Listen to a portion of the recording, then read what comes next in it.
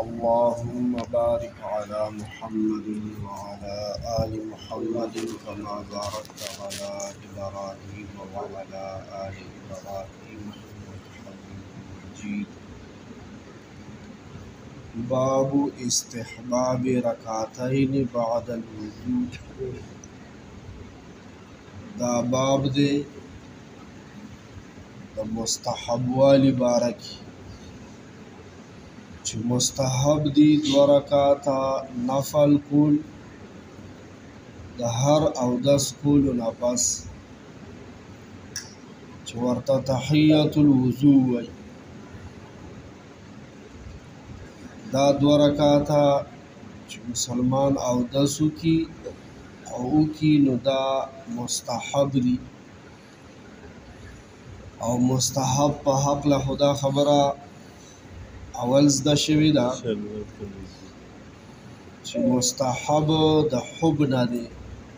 د محبت او د مینې نه. دا فرض منځونه دا خو په مونږ او تاسو باندې د الله حق دی. سنت منځونه دا خو د رسول الله په مونږ او تاسو حق دی.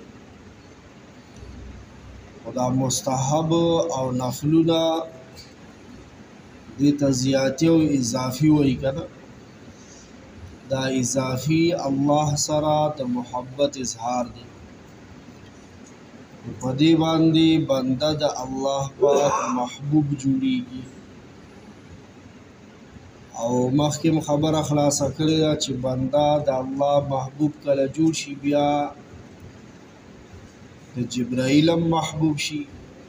حملة العرش ملائکو مقربین و ملائکم محبوب شي، د اوم اسمان شپږم پنځم څلورم دریم دویم پیلنی اسمان ټولو ملائکو خوښ شي او مشهور شي، اسمانونو کې مشهور شي. او ځمکه کې چې څومره ویریان دي، انسانان دي، ملائک دي، حیوانات، چرین پرین درین ټولو کې مشهور شي، خوښ شي. دی په حقلا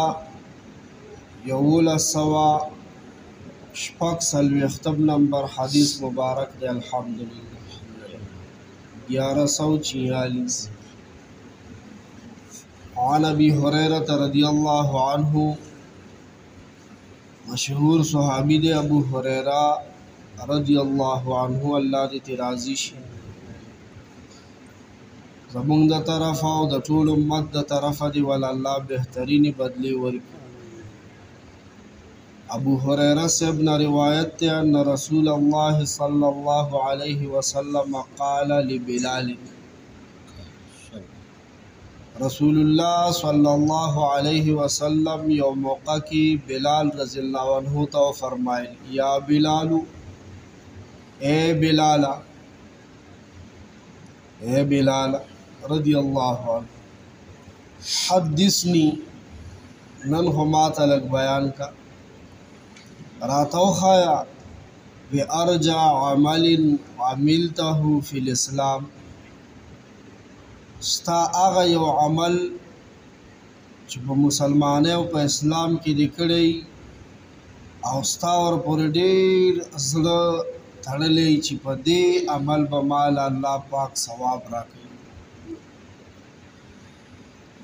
چې په کوم عمل باندې ډېر زیات امید د ثواب کنا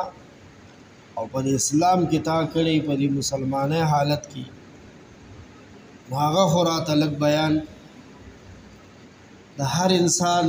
په عملونو کې څه عملونه داسې وي چې هغه پټ دی کوي او دی او الله ته خبرې بل څوک ته نی خبره، او په هغې باندې دا اړه ورپورې وي چې که خیر دا به زما مخکې په کار راځي. هغه ډېر د اخلاص نه ډکې او ډېر یو خالص مخلص عملي. نو نبی علیہ الصلوۃ والسلام بلال صاحب ته دا خبره کوي، وای تا په اسلام کې کم داسې عمل کړی دی چې ستا ور باندې ډېر زیات د ثواب د حاصلېدو امید دی. او دا تپوس ته نه نبی علیہ السلام ځکه کوي ورته وجم بیانوي فإني سمعت دفن عليك بين يدي في الجنة بیگا شپه زه الله پاک جنتونو ته بوتلی وم زمونږ پیغمبر علیه السلام الله په ژوند په ویښه جنتونو ته بوتلی دی الحمدلله داسې پیغمبر امت یو په ویښه په ژوند جنت یې کتلی نو جنت کې چې ګرځېدم بلال ستا د خپو د پڼو کشارې ما اورېدو بلال کوم ځای کې دی ځمکه او د خپو کشارې کوم ځای کې دی او چا اورېدلی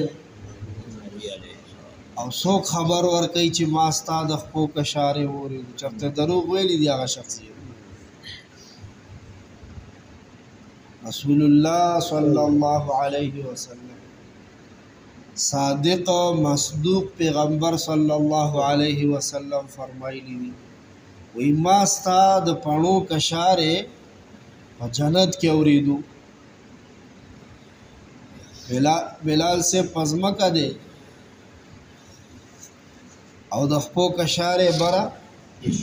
جنت کې دی او خو ما بیا تاسو ته ویلي چې پیغمبر علیه السلام په جنت کې پیغلې حورانې ناستې دي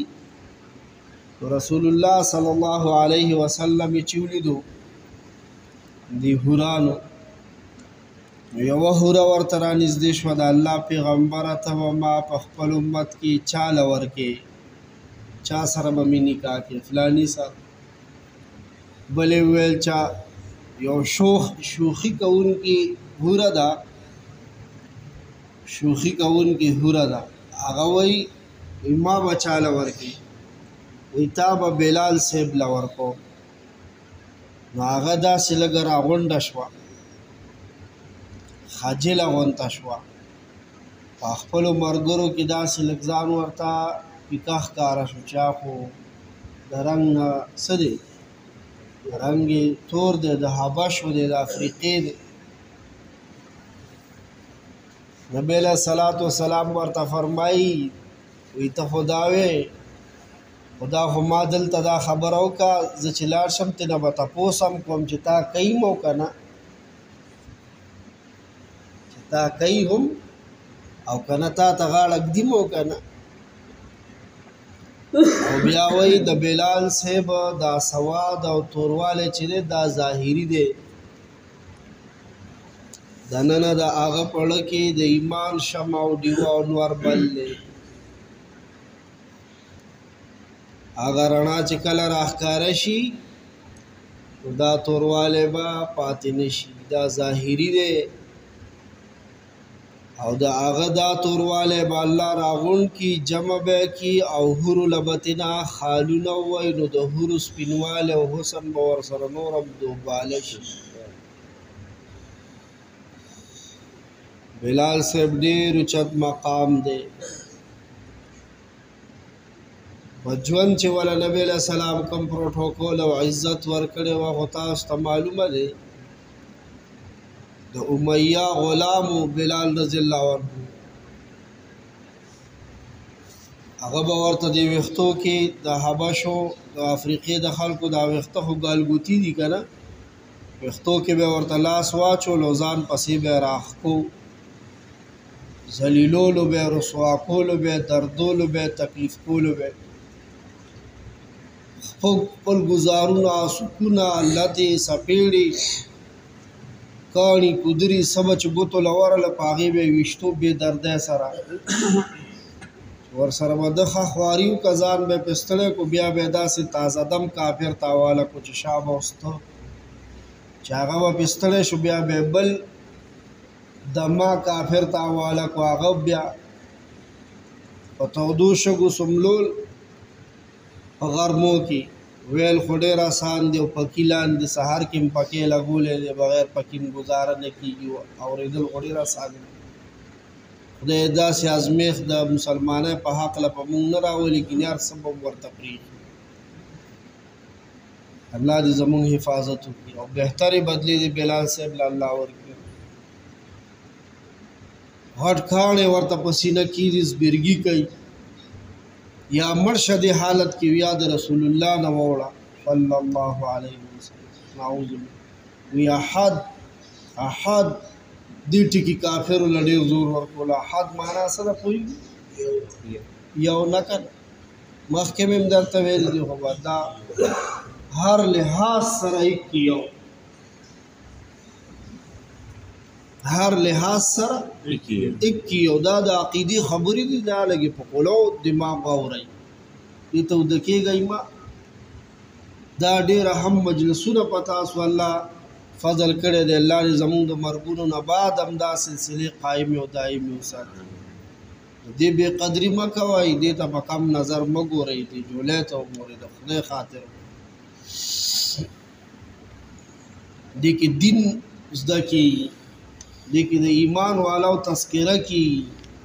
دې کې د پیغمبر نامه اخیستلی کېږي، صلی الله ورکې ویلی کېږي، درود ورکې ویلی کېږي. دا معمولی مه ګڼئ. چې کله په 8م کال باندې دا ابوبکر صاحب پې چې د کوره راووتو، نو دې ظالمانو ورته چوکۍ او لتې او سکونه او څپېړې نیولي. یو کافر پې رالو، کافر او د قریشو کافر، د هغوی زړونه سم تش شنه کاڼي. چې هغه وکتل نو دې نورو کافرو ته وویل نو ژوندی ساده نو بې موره بې پلاره مړی سار کړی نه څه خاندان شته دلته، نه څه عزیز تربور غلام سړی دی، نو تاسو خو یې مه وهئ، ژوندی ساده وي. د کافر پې ترس رالو، تاسو خپله اندازه ولګوئ چې څومره به دوی زورولی وي چې د کافر پې زړه ځیري. ابوبکر صاحب پې راووتو، نا کافر ته وایي ظالمه دا ولې؟ ما کافر ورته وایي تا سره فلانې تکړه غلام دی، هغه راکړه دا به درکړم مارچا. وایي یا بسم الله ځه وشوه منظوره ده. ابوبکر صاحب سره خو دا خو تاجر ورسره تکړه غلامانو، یو تکړه غلام یې وله څه ورکو، بلال صاحب یې ترې نه رارها. پلار به ابوبکر صاحب ته ویل ما اورېدلي دي چې ته داسې کمزوري غلامان والې چې هېڅ په کار دې هم نه راځي او بیا یې سم کې ازادي هم، نو دې کې خو به ستا ټوله سرمایه ډوبه شي. خو پلار یې له هغه وخت کې کافر و، هغه ته دا ظاهر دنیا ښکارېده کومه چې مونږ او تاسو ته ښکاري. د آخرت ګټې یقین وکړه چې مونږ او تاسو نه یقین شته او نه راته ښکاري. الله دې د یقین مرتبه ته زموږ او ستاسو زړونو ته کوزي کړي دا خبرې نو آزاد کړو. نو بیا د هجرت په 8م کال ولا نبی علیہ السلام کوم پروتوکول ورکو خبرې چې مکه فتح شوه. نبی علیہ السلام د عاجزۍ د وجې نه په اوښه باندې په اسور او سر مبارک یې ټیټ کړی دی چې کله مکې مکرمې ته د فاتح په حیثیت راننوته. نن کافران سړي پناکې او کورونو ته ننوځي، ګړب ځان پسې ورباندې، ګړب ځان پسې ورباندې. پرون ته د نبی علیہ السلام کډې وړې او دوی ورپسې د سر انعامونه ویستي سلسلو خان. نن نبی علیہ السلام د فاتح په حیثیت په زرګونو په لکونو صحابه او فوج ورسره دی په مکه راننوته او د فتح جنډه یې ودروله. مکه د رسول الله شوه صلی الله علیه وسلم. د هغه ورځې نه چې دا نو تر ننه پورې دا والله دې تر اخره پورې کړي. بلال صاحب چې کله سړه سماوات شو، ټول کافران لکه د ګیدړانو کورونو ته ننوتي دي او د کور چواندو کې نرم ګوري او ښځې هم ګوري چې دا پیغمبر به نن موږ سره څه عمل کوي او دا بلال به موږ سره کوم عمل کوي. د سره خو موږ ډېر بد حال کړی دی، انتقامي کاروی به اوس کوي. نو نبی علیہ السلام د ټولو نه اول چې کله د اذان ټیم شو، بلال صاحب ته ویل اوخېجه د خانه کعبې دې چت اوخېجه، پاسه بلال اوخېجه د خانه کعبې دې دیوال باندې، بره چت باندې وخوتو، په غوږ ګوتې کېده او د الله بړایي بیان کا. هغه ټکې نن ووایه چې ته به پې پرون زورولې دی د کافرو له څه ورکول زور یې وله ورکول یو کافر دی چې هغه بره وکته چې بلال صاحب ولاړ دی د افریقې حبشو بلال ولاړ دی او په غوږ یې ګوتې کېښوې وایي څه وایي د توحید کلمه وایي دا بوتان سم نشي کولی نو یو خوا یې د دې نظریې له توره او تبر را خلاص کړو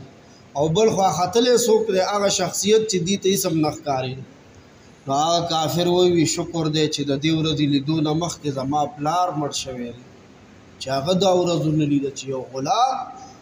او د خانه کعبې په چت ختلی دی خانه کعبه خو د قریشو ته ډېره معززه ښکارېده دی وله زورونه ورکړه دغه د دنیا مقام و کافرو یو ځل ویل د ده ژبه کې لږ داسې دا د افریقې خلک دي شین سم نشي ویلی هغه کې د سین کېږي وي دی بانک کې اشهدو چې وایي یا اشهدو چې وایي څه وایي اشهدو وایي کافر ویل دا خو غلط وایي او دا خو دا چل دی هغه چل دی هغوی خو هسې مو به خړې کولې د نبي علیه السلام حرص ته دا کافران به مسلمانان شي بل کس ته ویل یاره ته بانګ ووایه نبی علیہ السلام چې بار ووتو د غیب نه آواز رالو وی نن په اسمان کې هغه بانګ و نو اورېدلی شو چې کم به اورېدلی کېدو دا څه چلو شو په ځمکه پوه نه شو لکه نن ملائکو بره په اسمان کې هغه بانګ و نه اورېدو چې کم بانګ به روټین سره څه کېدو دا څه چلو شو بانګ بل چا ویل نو استا د خپل کشار مې واورېدو په جنت کې قال بلال صاحب وایي ما عملت عملا ارجع عندي من اني لم اتطهر طهورا في ساعه من ليل او نهار الا صليت بذلك الطهور ما كتب لي ان اصلي جزا ما خدا سي عمل نشته دی بلال صاحب وایي زما عمل نشته زمونږ به ډېر عملي نو څه خیال هم دی څوک وایي زما څه عمل نو زمونږ به عمل وي که نه زمونږ به څه عمل خدای دې مونږ نه دا عادت قبول کړي په عبادت نقل دی تش نقل دی والله ولې د خپلو منځونو نه خبر نه یو څه د دوکانونو حسابونه ورکې نه کوو د ګرانۍ او د ارزانۍ سوچ پکې نه کوو په اودس خبرې نه کوو په جمعات کې یو بل نه بې عزته کوو زمونږ څه عمل بلال صاحب د ځان عاجزي بیانوي ما خو داسې څه اړه پورې عمل نه دی کړی یو کار دی جي د ورځې وي که د شپې وي زما یو عادت وي دا دی چې اودس کله مات کم نو د مونځ ټیم یو کني اودس کوم دا یو ډېر اوچت عمل دی لاړ شئ او کورونو کې ووایئ په اودس کې ګرځئ برکتونه به راشي هر کور نه د برکتونو ملایکو کډې وړي دي ګوره خیرونه برکتونه چوټي شوي دي د مسلمانانو د خیر او د برکت عمل دا دی چې دی هر ټایم څه کي اودس کې بعضې خلک شته دي امت کې هغې له بې اودسه ګرځېدل خوند نه ورکوي ډیپټی له هم اودس کېږي دیاړی له هم اودس کېږي هر کار له اودس دا اودس صرف تش مانځله نه دی چې هر د دنیا کار کو خاټي لوټي کو کنه عموم چې اودس کې کو خدای پکې برکت اچي نو ایزه یو خو چې اودس مات کوم اودس کوم او بیا په دغه اودس باندې چې څومره مې خدای پاک وس او توفیق راکړي نو نفل مونځ کوم اصل خبره دا باب په دې خبره باندې قائم شوی دی د اودس نه بعد 2 رکعاته مونځ کولو سره بنده د الله محبوب ګرځي بلال صاحب خو په داسې مقبول شو او داسې محبوب شو چې د خپل کشارې کم ځورېدلې دا په دې عمل نبی علیہ السلام ورته فرمایل پرې نه دي بلال صاحب ته ډایرکټ ویلي دي مونږ او تاسو ته ان ډایرکټ بلال صاحب ته بلا واسطه ویلي دي دا عمل پرې نه دي ما او ته دا حدیث را رسیدو ما او ته نبی علیہ السلام ویلي دي پرې نه دي پریدو به کنه نه به پریدو مونږ د رسول الله غلامان خادمان پتنګان وي ان شاء الله. بل یو خبره ده مونږ او تاسو عملونه کوو دا د دین عملونه چې دي کلمې ذکر اذکار دا قدمونه دا جمعات ته خیخ پرار نه ایستل د پیزار نه ګسخ په پیله ویستل د خپل پیزار د پاسه خپل بیا خیخ په او اخر کې راویستل د پیزار نه اول کې په جمعات کې خپل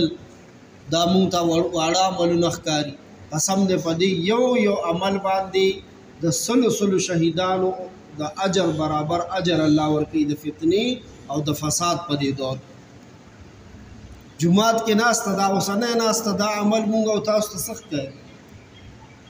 دا مونږ او تاسو ته سخت کاری په دې زمونږ د بخښنې فیصلې بر روانې دي په اسمانونو. الله پاک مونږ یادوي چې یو ځل پکې پیغمبر علیه السلام نوم سره صلی الله وایو لس ګناهونه عمل نامې نه وران شي لس نیکۍ ورکې ولیکلی شي لس درجې اوچتې شي او لس رحمتونه نازل شي. وایي یو رحمت هم ډېر دی کوو شو ځکه مې وویل جوشیلا انداز کې چې د دې مجلسونو قدر وکړئ دې ته شا کوئ ما دا د اهتمام او دا د ژوند مقصد وګڼئ.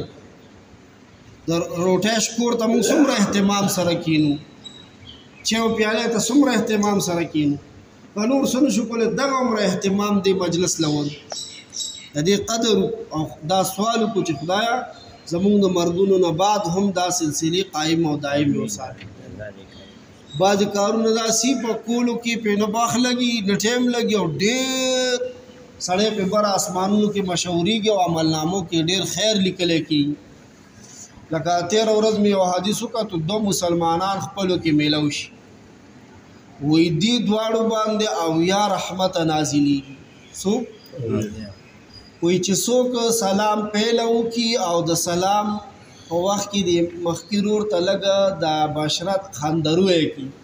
روڼ تندې کړي په خندا ورسره سلام کوي وی یو کم اویا رحمته په ده نازلېږي او چا کم اسې ورسره میلو شو او سلام جواب یې ورکړو ایو رحمت په هغه نازل شي. اویاو کې ویش څنګه وشو یو کم اویا رحمتونه پچای چې سلام کی مخ کی شي او سکی او رون تندې وی خان اوس خو زمونږ په تندو باندې مټا قوزان ماتي بیخي به بدو ځان نه خپایو باره پې بجو ګټې ته وګوره اویا رحمت نازلېږي یو کم اویا به څوک ګټي رښتیا ووایه ډېره ګټه هم خوښه لکه لږه ګټه ډېره ګټه په دې څه پیسې هم نه لګي سلام کې مخکې شم السلام علیکم او رونو تندې. الله پاک د پوهې سره د عمل کولو توفیق راکړي.